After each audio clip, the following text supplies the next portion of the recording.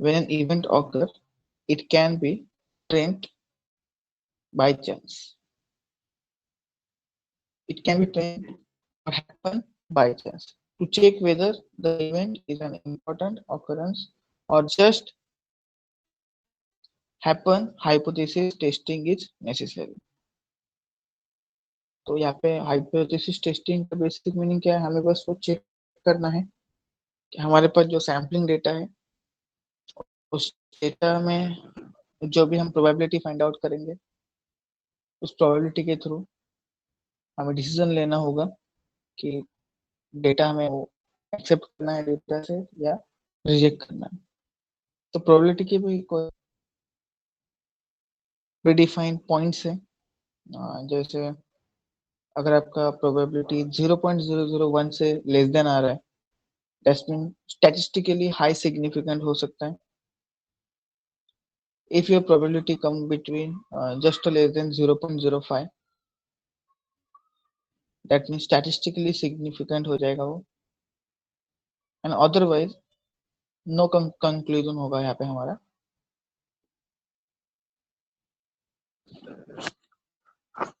तो ये सब हमें प्रोग्रामेटिकली आज शो करना है कि दोनों टेस्ट यूज करके हमें टेस्ट के अंदर भी वेरियस फॉर्मूलाज है, यूजर डिफाइंड फार्मूला है वहाँ पे, फिर दो प्री डिफाइंड फार्मूलाज है।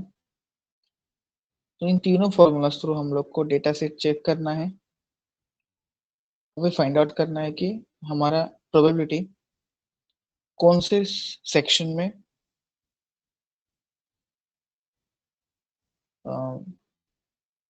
मतलब सिग्निफिकेंट डेटा है, हमारा सिग्निफिकेंट है, स्टैटिस्टिकली सिग्निफिकेंट है, स्टैटिस्टिकली हाईली सिग्निफिकेंट है, या हम इसके ऊपर कोई कंक्लूजन दे ही नहीं सकते।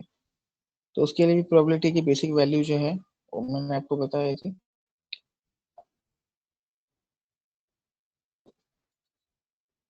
तो अगर हम जो कैलकुलेट करेंगे प्रोबेबिलिटी, अगर वो प्रोबेबिलिटी उस वैल्यू को फॉलो कर रही है, जैसे 0.001 से लेस देन आ रहा है, तो स्टैटिस्टिकली हाईली सिग्निफिकेंट होगा।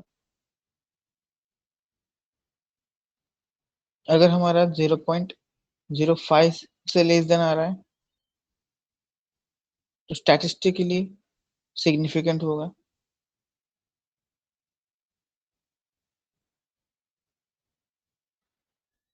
और अगर ये दोनों से भी ग्रेटर देन नंबर आ रहा है, मतलब 0.05 से, तो वहाँ पे कोई कंक्लूजन दे नहीं सकते कि हमें एक्सेप्ट करना है या रिजेक्ट करना है।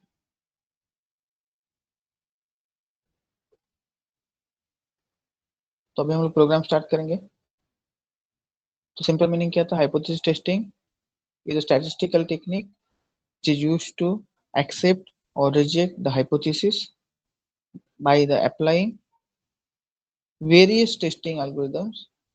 So there are syllabus में हमारे पास there are two types of algorithm, t-test and chi-square.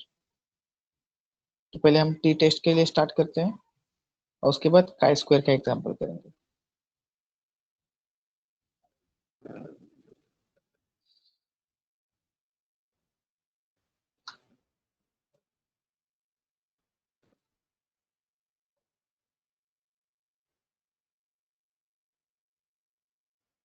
तो यहाँ पे हम लोग t-test के लिए सैंपल डेटा हमें चाहिए था, तो पहले हम रिकॉर्ड इनपुट देते हैं, जैसे इनपुट numpy यूज होगा हमें।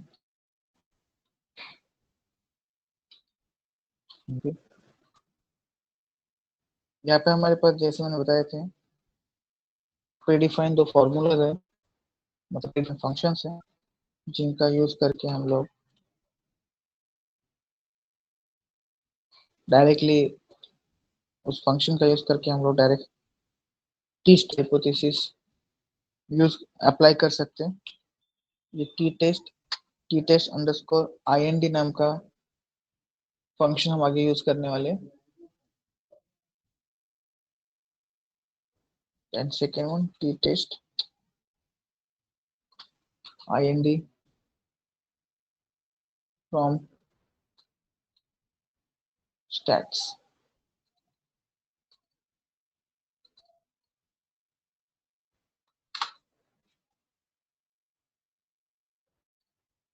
और एक स्पेशल लाइब्रेरी से हमें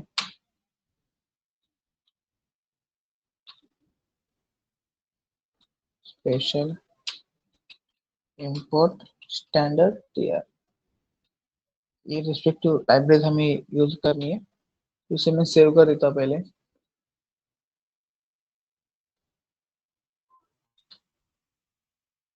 हाइपोथेसिस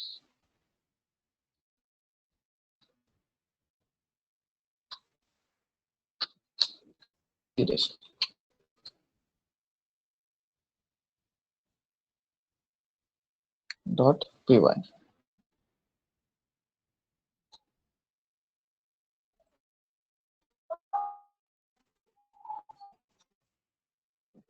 इसके बाद आपको सैंपल डेटा सेट यूज करने हैं। तो सैंपल डेटा सेट आप कोई भी आप यूज कर सकते हो। तो दो वेरिएबल में इनपुट लूंगा यहाँ पे, आपके ऊपर डिपेंड है। सैंपल डेटा सेट आपको सिलेक्ट करना है। तो यहाँ पे मैं एक वेरिएबल बना रहा हूँ, and set is equal to 1, क्योंकि यहाँ पे हमारे पास मल्टीपल सेट्स होंगे 1 2 3 4। उसमें से कौन सा सेट एक्सेप्ट करना है, रिजेक्ट करना है, इसके बारे में हम लोग डिसीजन लेंगे। If N set is equal to 1, मतलब बाय डिफॉल्ट तो अभी हमारा एन सेट का वैल्यू 1 है। तो इसमें ए के लिए मैं एक वैल्यू दे रहा हूँ, एक रैंडम वैल्यू में जनरेट करूंगा रैंडम क्लास यूज करके। उसमें से रैंड एन करके फंक्शन है, उसके थ्रू हम लोग रैंडम, आपको जो भी चाहिए वो रैंडम वैल्यू आप यहाँ पे बना सकते हो। ए और बी दो वेरिएबल्स के लिए बना रहा हूँ मैं। बी इज इक्वल टू, आप कोई भी रैंडम नंबर्स बना सकते हो, ऐसे कुछ नहीं, मैं जो बना रहा हूँ वैसे ही देना है। 40 50 आपको जो भी नंबर देने हैं वो दे दो। बी में थोड़ा सा अलग रैंडम नंबर चाहिए, इसलिए मैं यहाँ पे थोड़ा सा मल्टीप्लिकेशन 4 5 6 कुछ तो डाल देता हूँ। 4 इंटू एन पी रैंडम, 40 50 आपको जो देना हो यहाँ पे दे दो। मतलब यहाँ पे मैंने दो रैंडम नंबर बना रहा हूँ। ये था पहला, पहले सेट के लिए। If N set is equal to 2, ये रैंडम नंबर दिए थे मैंने। अगर आपको यूजर डिफाइन नंबर देने हैं तो एरे देना पड़ेगा। A is equal to N P dot array, और आपको यहाँ पे एरे का वैल्यू पास करना पड़ेगा। तो आपको जो चाहिए वैल्यू आप यहाँ पे पास कर सकते हो, न्यूमेरिकल हेक्साडेसिमल जो भी है। तो यहाँ पे मैं डायरेक्ट फ्रैक्शनल नंबर डाल सकता हूँ। दोनों के लिए, ए और बी दोनों के लिए आपको नंबर देने हैं यहाँ पे। तो आपके मन से आपको जो लगे वो नंबर्स दे दो। 10 20 जो भी आपको नंबर्स यहाँ पे ऐड करने होंगे आप यहाँ पे ऐड कर दो। यहाँ पे ऐड कर देता हूँ नंबर मेरे मन से, क्योंकि हमें जस्ट रैंडम डेटा के ऊपर जस्ट चेक करना है। कोई भी नंबर दे सकते हो आप लोग यहाँ पे।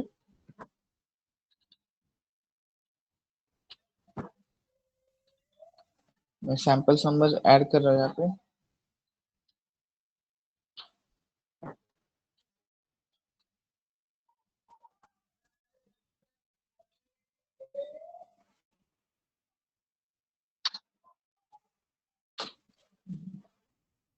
मेरे 1 2 3 4 5 6 7 हो गए ना। जो भी नंबर दे रहा हूँ मैं 20 टू 30 इस बिटवीन ही दे रहा हूँ। ऐसे कुछ नहीं कि आपको भी वही देना है, आपको जो बेटर लगे वैसे आप दे सकते हो। ऐसे कुछ रेंज यहाँ पे स्पेसिफाइड नहीं कि इसी रेंज से चाहिए।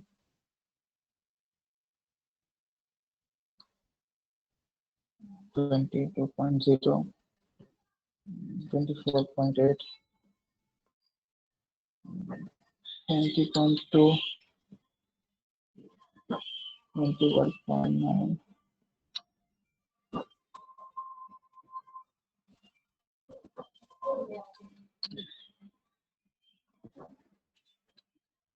सैंपल नंबर डाल दो।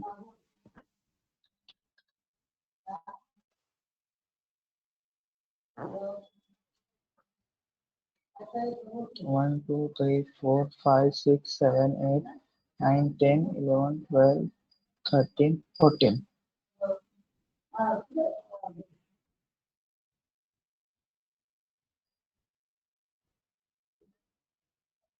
15 वैल्यू कर देते हैं हम लोग।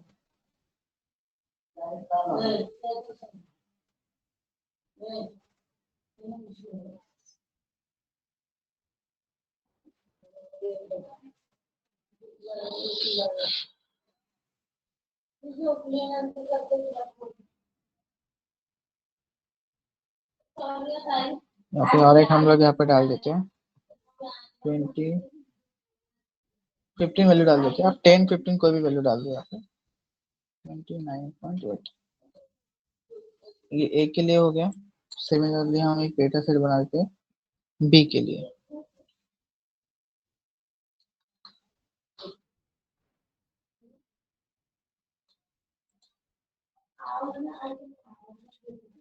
बी के लिए, और इस डेटा ए और बी का दोनों का डेटा सेट सेम है ना, तो वो आप सेम भी रख सकते हो, और अगर आपको वैल्यू चेंज करनी है तो आप चेंज भी कर सकते हो।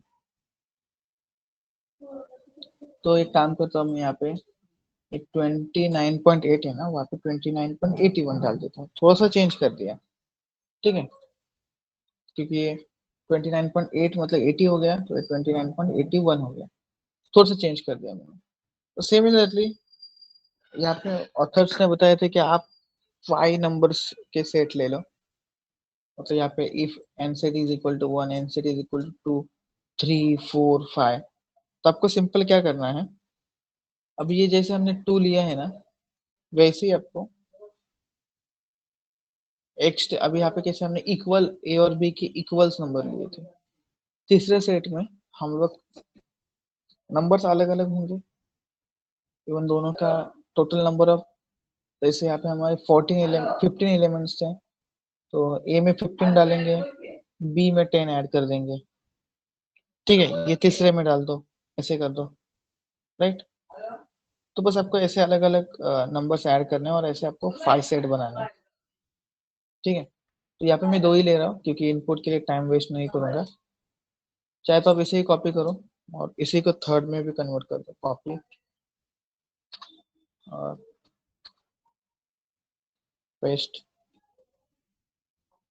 यहाँ पे रेंज में थोड़ी सी अलग कर देता हूँ।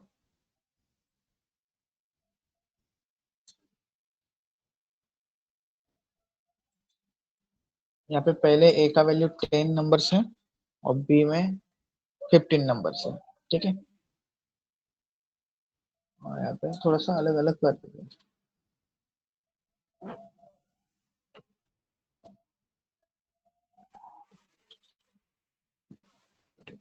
ठीक है, ये तो हो गया अब हमारा बेसिक। तो आप वहाँ पे 1 2 सेट 3, तीनों सेट के लिए हमने यहाँ पे कर लिया है,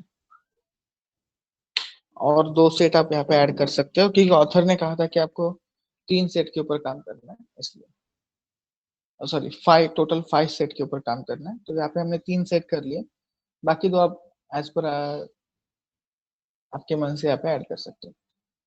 यहाँ पे हमें ऑथर ने रेडीमेड फंक्शंस दिए हुए हैं जिसका यूज करके मैं डायरेक्टली टी टेस्ट फायर करूंगा। T comma P is equal to, function का नाम है टी टेस्ट, हमने इंपोर्ट किया था ऊपर टी टेस्ट अंडरस्कोर IND। इसमें हमें हमारे दोनों इनपुट्स पास करने हैं, ए कॉमा बी, इक्वल्स वेरिएबल जो है आप उसको ट्रू या फॉल्स दे सकते हो, मैं फिलहाल तो फॉल्स दे रहा हूँ। और उसके बाद आप लोग यहाँ पे आउटपुट देख सकते हो, आपकी टी टेस्ट की प्रोबेबिलिटी कितनी आ रही है, वो जस्ट मैं यहाँ पे प्रिंट करूंगा। इसका मैथमेटिकल जो इक्वेशन होगा, ये इक्वेशन आपको मेरे ख्याल से रिसर्च इन कंप्यूटिंग के अंदर हाइपोथेसिस टेस्टिंग के बारे में मैथमेटिकली कैसे सॉल्व करते हैं हम लोग, ये सब मिलेगा। यहाँ पे हमें बस प्रोग्राम है सिलेबस में, इसके मैथमेटिकल ये नहीं है, हमें कैसे मैथमेटिकली सॉल्व फॉर्मूला के, हमें बस रेडीमेड फंक्शंस है, वो रेडीमेड फंक्शंस हमें यूज करने हैं और बस आउटपुट जस्ट कंपेयर करके चेक करना है कि ये काम कर रहे हैं।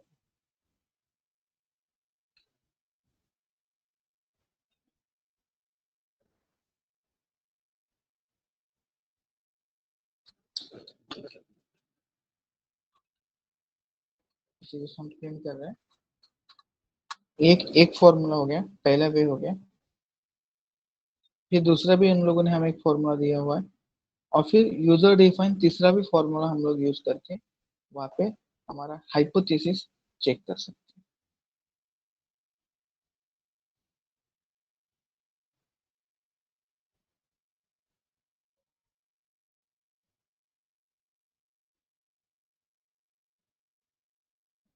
फिलहाल तो मैं इतना प्रोग्राम रन करके जस्ट चेक करूंगा पहले कि हमें आउटपुट में क्या मिल रहा है।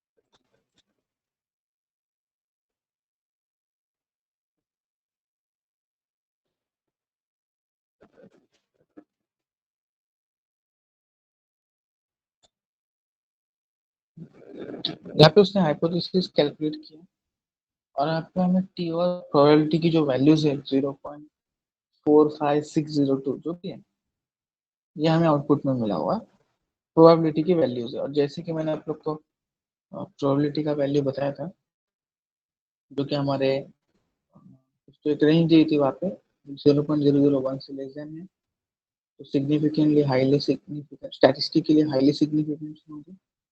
0.05 होगा तो स्टैटिस्टिकली सिग्निफिकेंट होगा, और इससे अलग कुछ वैल्यू होगी प्रोबेबिलिटी की, तो नो कंक्लूजन वहाँ पे हमारा, तो हम इसके लिए कुछ कंक्लूजन दे नहीं सकते इसमें।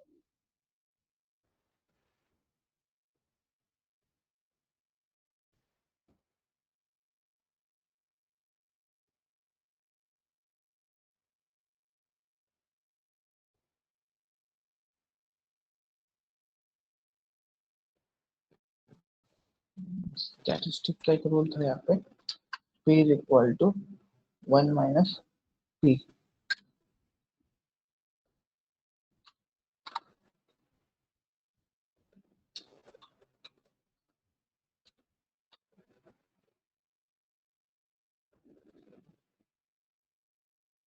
0.81, ये हमारा प्रोबेबिलिटी है 1 माइनस p। तो ये तो सिग्निफिकेंट बहुत अलग ही आ रहा है,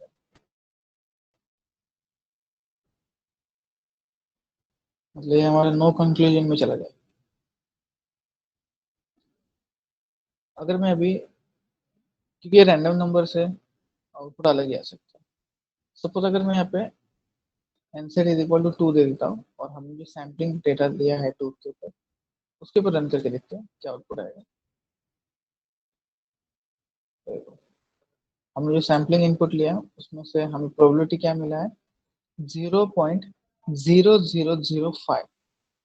तो अभी अगर हम इसके लिए देखेंगे तो 0.0005, ये ऑब्वियसली हमारे 0.001 से लेस देन आएगा, और इस डेटा को स्टैटिस्टिकली हाई सिग्निफिकेंट करके हम लोग इसके ऊपर काम कर सकते हैं और इसे एक्सेप्ट कर सकते हैं, क्योंकि इसमें 0.001 का मीनिंग क्या होता है, और less than 1 in 1000 chance being wrong, wrong होने के चांसेस इतने कम होते हैं।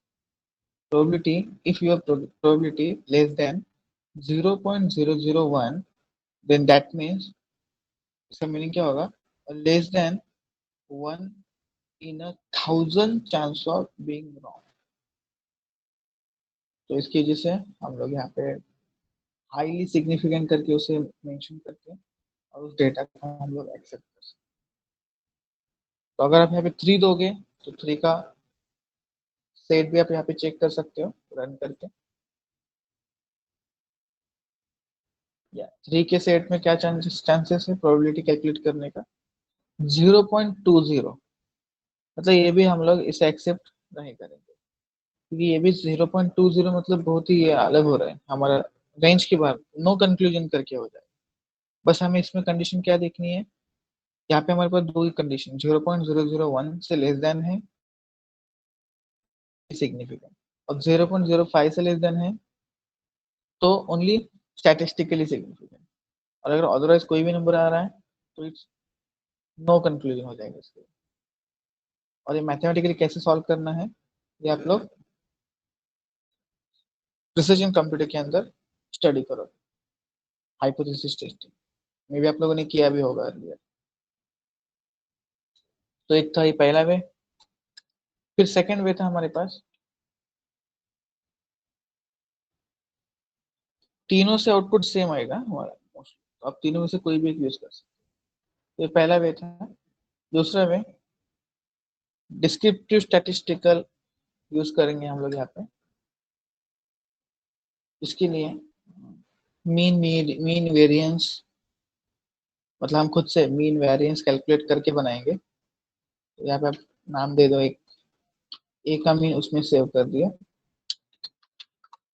ए का वेरिएंस ए डॉट वैर हम वहां पे सेव कर देते हैं।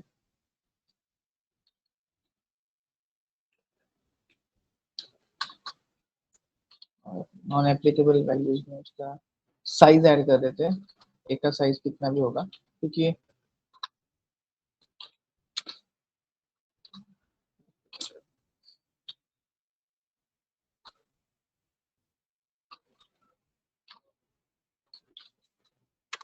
ये फॉर्मूला है मैथमेटिकल ए के लिए। सिमिलर बी के लिए भी करेंगे, बी डॉट मीन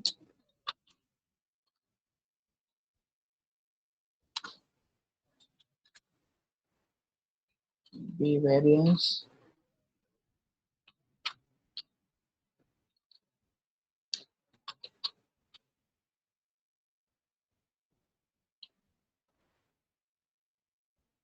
वन।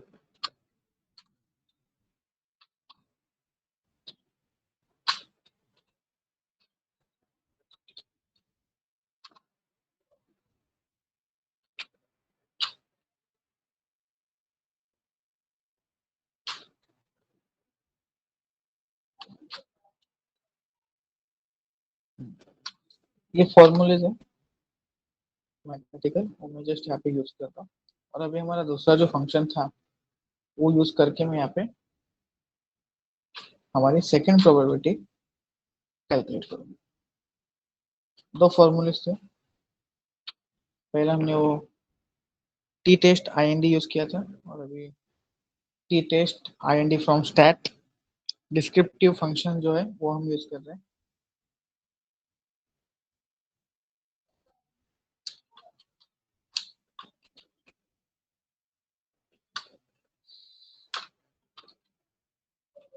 ए का मीन, फिर इसका स्क्वायर रूट ऑफ वेरिएंस, फिर तीसरा साइज, ओके, फिर अभी बी का मीन, बी का साइज, सॉरी बी का स्क्वायर, वेरिएंस का स्क्वायर रूट, और बी का साइज, नंबर ऑफ। इसके बाद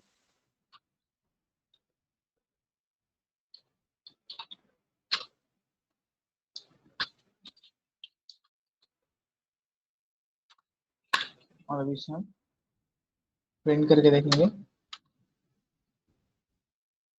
प्रिंट, बस ये अलग फॉर्मूला है, मतलब अलग मेथड से फंक्शन है टी टेस्ट के लिए। तो आप तीनों में से कोई भी एक यूज कर सकते हो टी टेस्ट। बस हमें चेक करना है कि तीनों से आउटपुट सेम आ रहा है। स्टैट्स, इस फंक्शन का नाम है is equal to percentage G. Percentage G का मीनिंग होता है फाइव एक्सपोनेंशियल और फ्रैक्शनल्स, कोई भी वैल्यू आप प्रिंट कर सकते हो।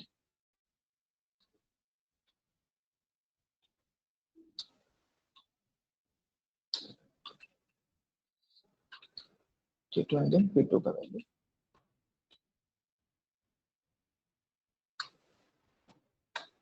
अब हम रन करेंगे टी टेस्ट।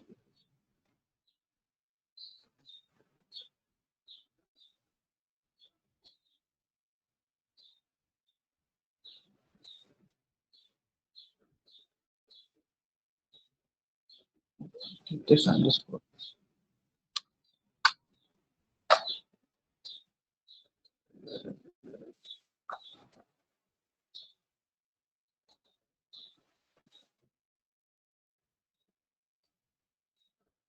यहाँ पे अगर हम लोग आउटपुट देख रहे हैं तो यहाँ पे देखो, पहले टी टेस्ट IND से हमने आउटपुट निकाला, तो हमें पी का वैल्यू 0.794475 मिला। ये कौन से सेट के लिए कर रहे हैं हम लोग? सेट 3 के लिए कर रहे हैं। तो यहाँ पे हमने सेट 3 लिखा था इसके लिए। तो इसका भी पी देखो, हमने दूसरा फॉर्मूला अप्लाई किया मीन वेरिएंस साइज यूज करके। ये दोनों भी प्री डिफाइन है। इसमें हमें ए बी का वैल्यू पास करना पड़ता है, और टी टेस्ट अंडरस्कोर IND ये हमें ऑटोमेटिकली टी और प्रोबेबिलिटी कैलकुलेट करके देगा। सिमिलरली ये T test underscore IND underscore from stat ये फंक्शन है, ये हमने दोनों देखो ऊपर इंपोर्ट किए थे यहाँ पे स्टैट्स से। T test IND and T test IND from stats, तो दो फंक्शन से हमने आउटपुट देखा, टैली हो रहा है। और तीसरा एक है, हम लोग यहाँ पे यूजर डिफाइन फंक्शन, मतलब फॉर्मूला बना के टी टेस्ट कैलकुलेट करने का जो फॉर्मूला है, मैथमेटिकल फॉर्मूला है, उसके थ्रू भी हम लोग यहाँ पे कर सकते हैं। तो भी फॉर्मूला हमारे पास है अवेलेबल, ऑथर ने दिया हुआ है। तो यहाँ पे मैं बता देता हूँ TF is equal to A के ए का मीन माइनस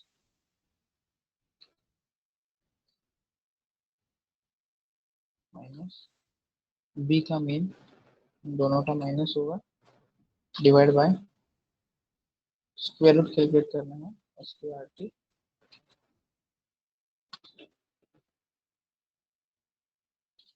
ए का variance divide by number of size plus B का variance divide by number of.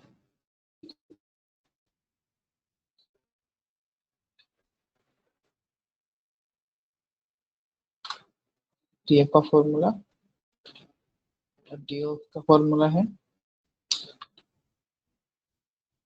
ए का variance divide by number of size plus B का variance divide by number of size B का।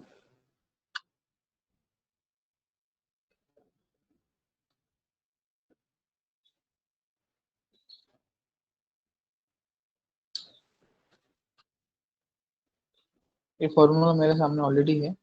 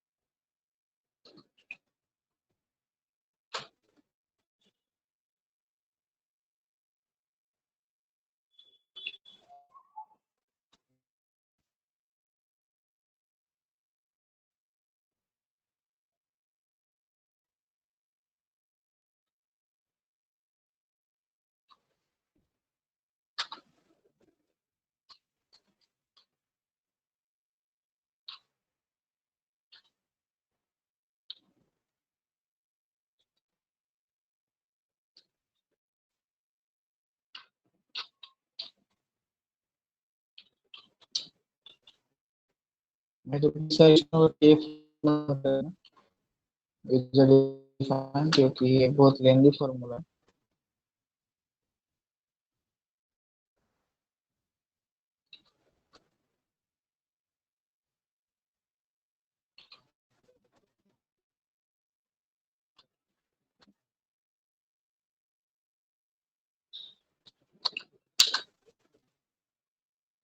By using the formula,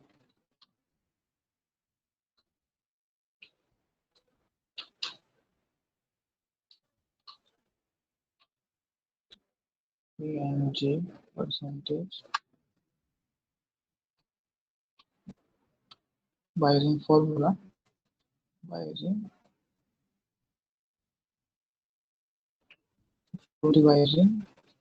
formula.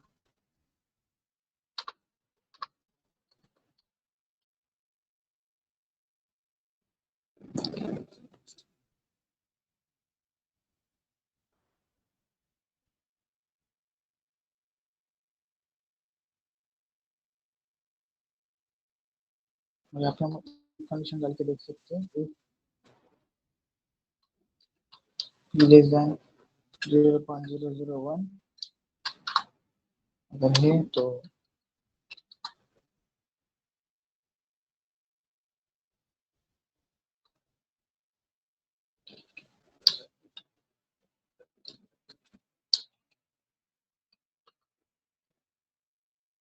statistically highly significant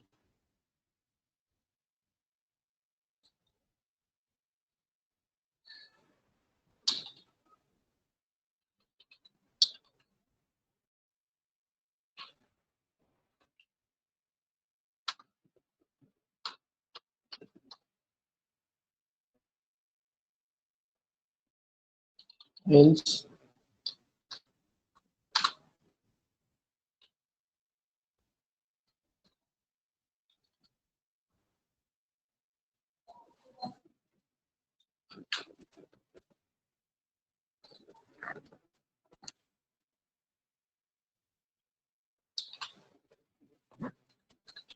zero point होगा तो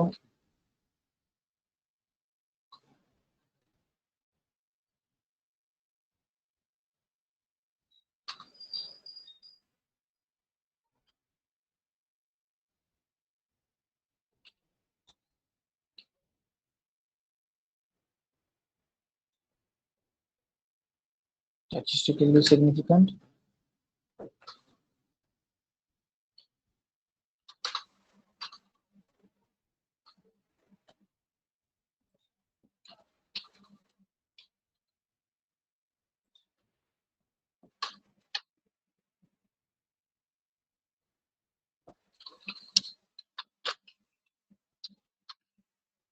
no conclusion.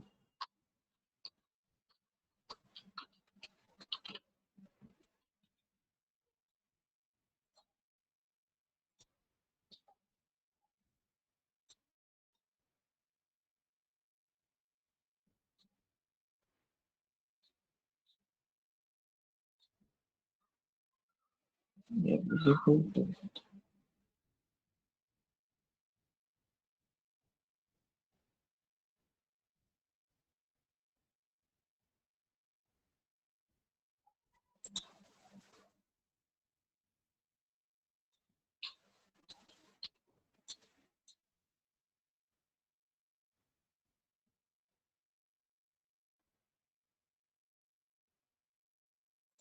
जैसे कि हमने यहाँ पे कहा था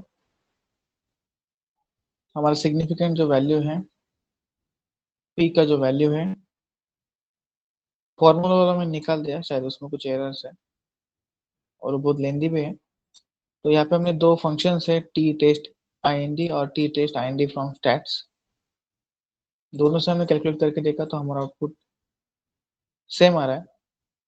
और अगर हम इसने यहाँ पे मैंने उसका प्रोबेबिलिटी चेक किया है प्रिंट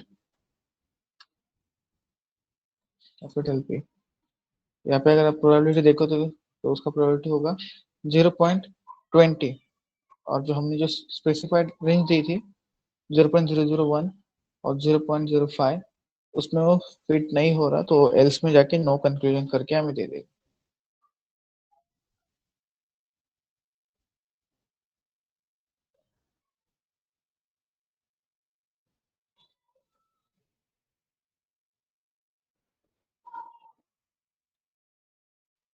तो इसका मीनिंग हो जाएगा, हमारा वैल्यू कितना आ रहा है यहाँ पे 0.79 है। That means our result P means probability, or how likely your results are occurring by chance. In our case, it's 79% because of value of P is 0.79, मतलब 79% वैल्यू occurrence के chances है इसमें।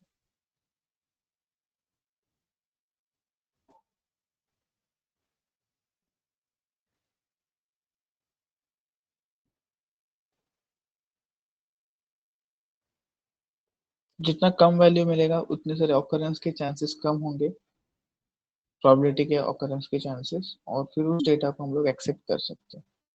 तो इसे तो हम लोग कर नहीं सकते, ये हमारा थर्ड नंबर का था मेरे ख्याल से। सेट 3 हमने यूज किया था। सेट 1 डाल के रन करके देखो।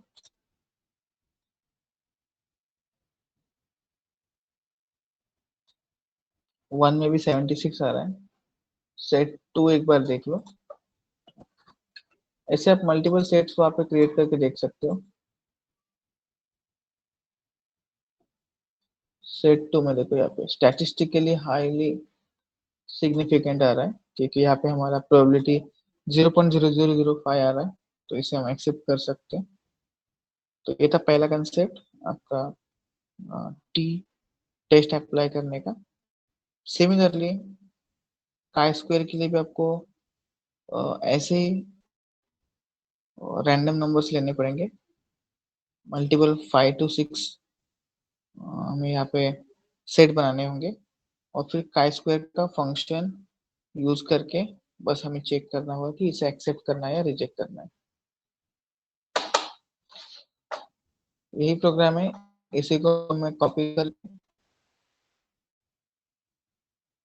काई स्क्वायर के लिए यूज कर रहा हूँ। काई स्क्वायर में भी मैं इनपुट यही यूज करूंगा।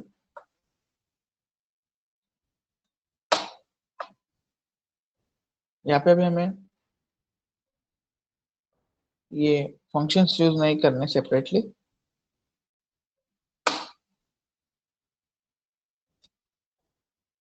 एक नंपाई और एक स्टैट, ये दो ही यूज करने हैं।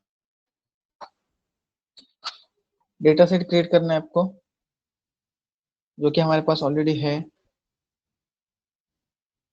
जो हमने यहाँ पे ऑलरेडी बनाया हुआ है। ये बनाया हुआ है,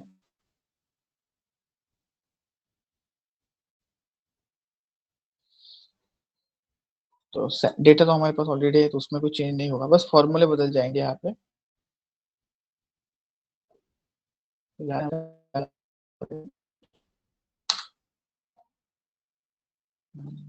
ऑब्जर्वेशन नंबर एरे में उसे कन्वर्ट कर देते हैं पहले, एरे ए कॉमा बी। उसके बाद आई स्क्वायर का फंक्शन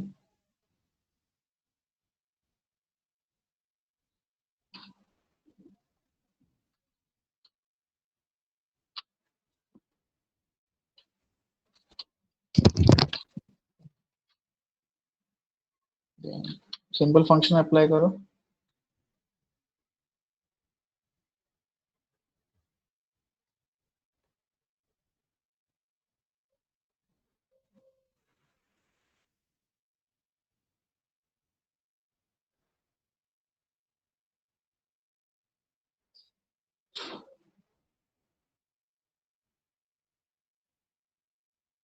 स्टैटिस्टिकल डॉट फंक्शन का नाम है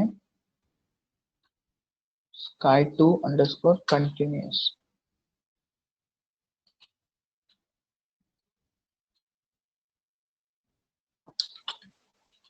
ऑब्जर्वेशन उसमें पास कर प्री डिफाइंड फंक्शंस है। अगर आपको पाइथन से ऐसे लग रहा है कि ये कॉम्प्लिकेटेड जा रहा है, तो आर में तो इससे भी छोटे एक लाइन की फंक्शन है, इससे भी छोटे आर के अंदर। लेकिन अभी हम सब पाइथन में कर रहे हैं, इसलिए मैं पाइथन में बता रहा हूँ।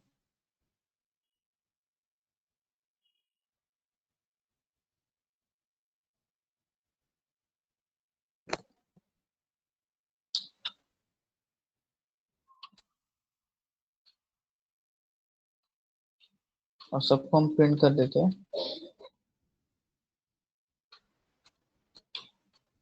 सब वैल्यू उस फॉर्मूले के साथ वो कंटिन्यूसली कैलकुलेट कर लेगा।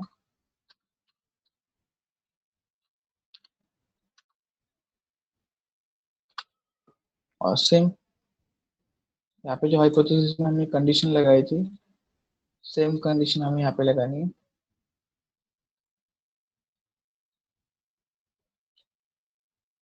उसी तो मैं यहाँ पे कॉपी पेस्ट कर लेता हूँ।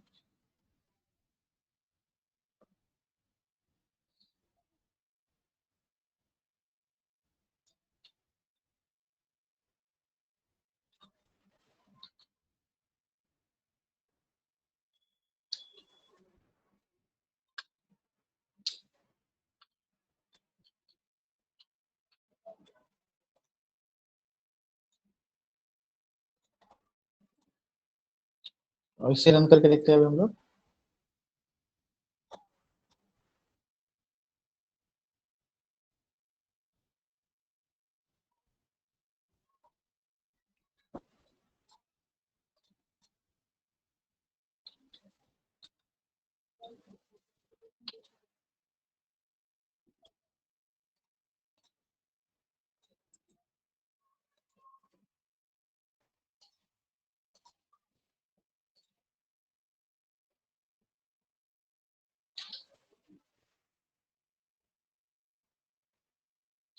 ओके, एज लिखा ही नहीं हमने यहाँ पे, एज।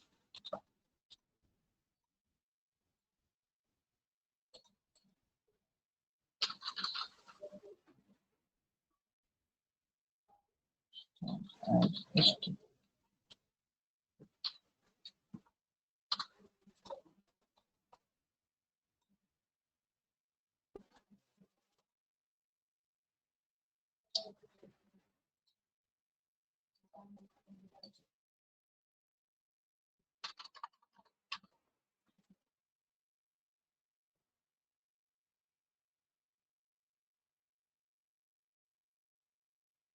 ऑब्जेक्ट क्रिएशन में प्रॉब्लम आ रहा है।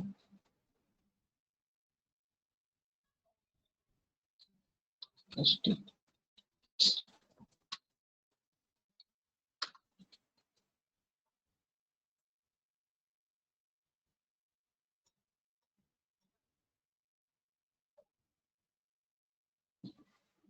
there is an error in your program, email syntax। अरे हाँ, एक मिनट। यहाँ पे हमने फ्रॉम लिखा, इनपुट लिखना था। इनपुट, क्योंकि हमें वहाँ पे सबका ही ऑब्जेक्ट बनाना था डायरेक्ट इसका।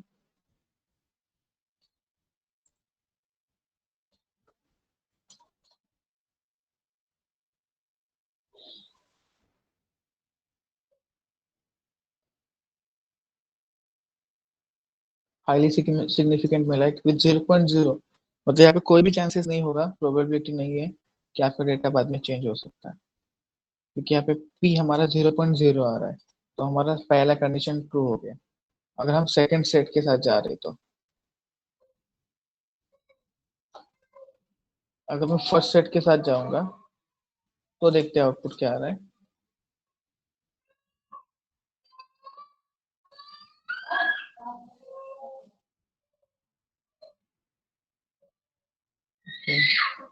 तो इनका एब्सोल्यूट ले लेता हूँ यहाँ पे।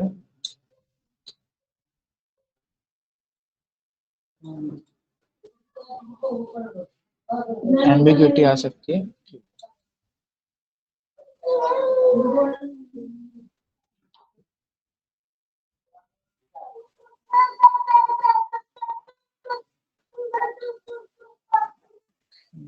एम्बिग्यूटी रैंडम में एम्बिग्यूटी हो सकती है, तो इसके लिए हम लोग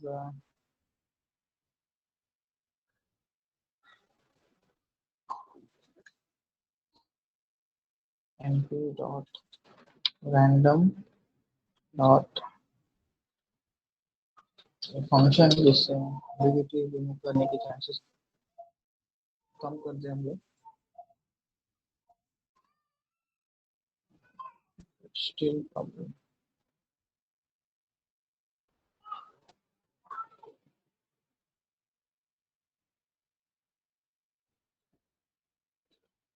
एब्सोल्यूट लेके देखते हैं इसका।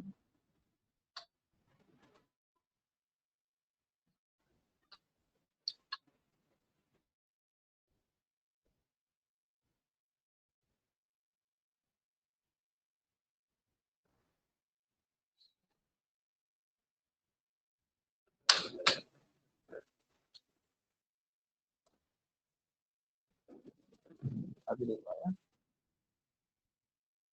यहाँ पे हमारा प्रोबेबिलिटी 0.04, मतलब ये जस्ट हमारे डेटा के ऊपर डिपेंड होता है कि कौन से सेट को हमें एक्सेप्ट करना है, कौन से सेट को हमें रिजेक्ट। यहाँ पे हमने काई स्क्वायर से रैंडम नंबर जनरेट कर दिए ए और बी के लिए, और उसके ऊपर हमने जस्ट चेक किया कि उसे एक्सेप्ट करना है रिजेक्ट करना है। ये छोटा ही है, इसका एक छोटा, इतना छोटा है एरर बना पहला, और फिर काई स्क्वायर का फंक्शन अप्लाई करके चेक करना है। जो टी टी टी टेस्ट के लिए दो चार टाइप थे, दो फॉर्मूला था, एक यूजर डिफाइन था, उसके थ्रू हम लोग जस्ट चेक करेंगे हाइपोथेसिस एक्सेप्ट करना है रिजेक्ट करना है। ठीक है, तो ये दो प्रोग्राम्स आज के लेक्चर में हमने किए, हाइपोथेसिस टेस्टिंग। तो मैं अटेंडेंस लेता हूँ।